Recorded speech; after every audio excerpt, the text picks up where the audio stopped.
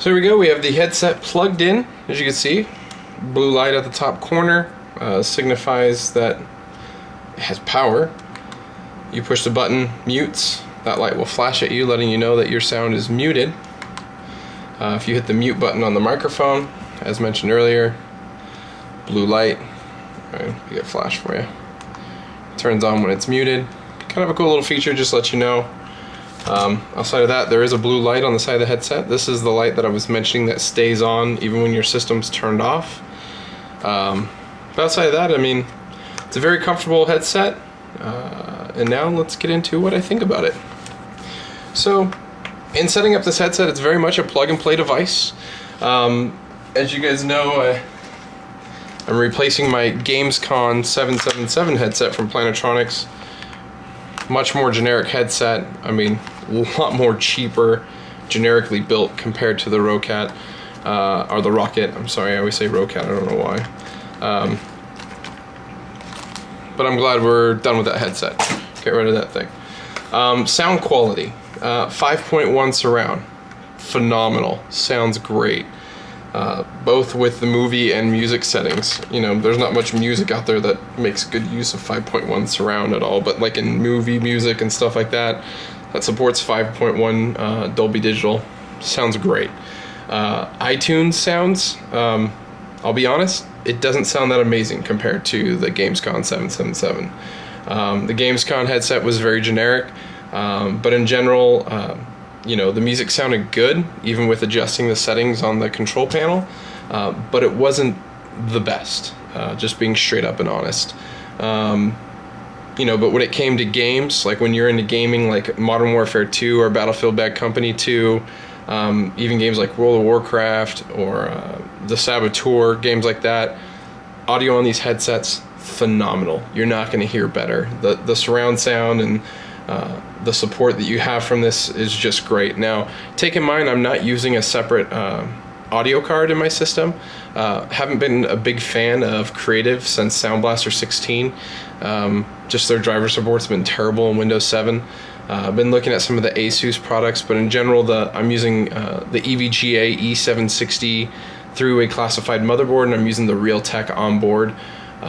Pretty good onboard sound, not amazing, and I'll admit that straight up front. You know, I know it's not the most perfect sound card out there, but it works fairly well. And again, with my Gamescom 777, didn't really use that sound. It uses its own chip on the card itself, so it's kind of hard to compare the two apples to apples in that regards, because the Gamescom uses that Dolby Digital chip that plugs in USB, while this plugs directly into the Realtek with the USB plug-in. But overall, I mean, the quality of the headset, the build, A+. Sound quality for gaming and movies, A+. Sound quality for just standard music in iTunes or Windows Media Player, anything like that, probably give it a B-, just to be honest, maybe even a C+. Again, it sounds good, but it's not super B. It's not the best. Did some testing with you know, the basic audio for it, with the bass, you know, the high and low. The bass on this headset's pretty good, much better than the Gamescom headset. I mean, again, it was synthetic 5.1 surround on those, but on these headsets, I mean, it sounds like true 5.1 surround sound. You can hear things that you normally wouldn't in generic headsets, but it's great overall. You know, the bass is great. I would give it like a B+, maybe an A-. It could be a little bit better, it could be a little bit deeper, but outside of that, the side-to-side ear, great.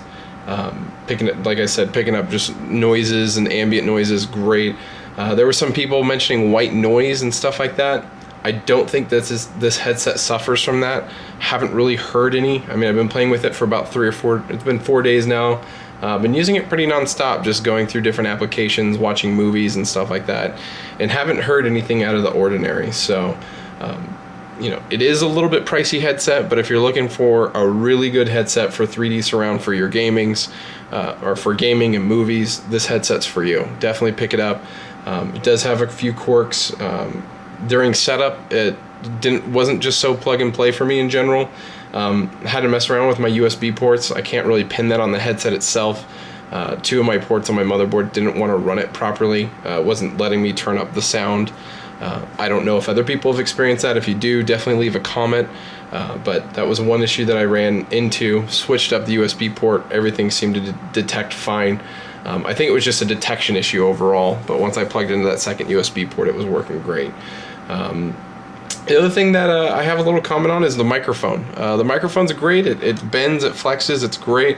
But the sound quality in my system isn't all that great compared to my other microphone, or even just a standard microphone plugged into the mic jack. The quality could be a little bit better.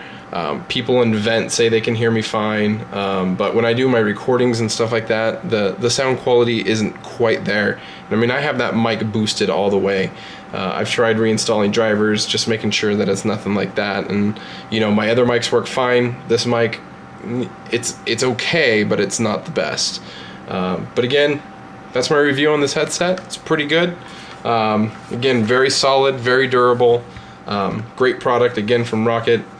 The Kave is something I would recommend to people. Does have a few quirks, but nothing that are overarching like a lot of other brand headsets out there. So thanks for watching the video. If you've enjoyed it, go ahead and subscribe to our channel. We're always looking for people to check out what we're doing. We have a lot of benchmarks on our PC system if you haven't seen that. But we appreciate you guys watching, and check on by again.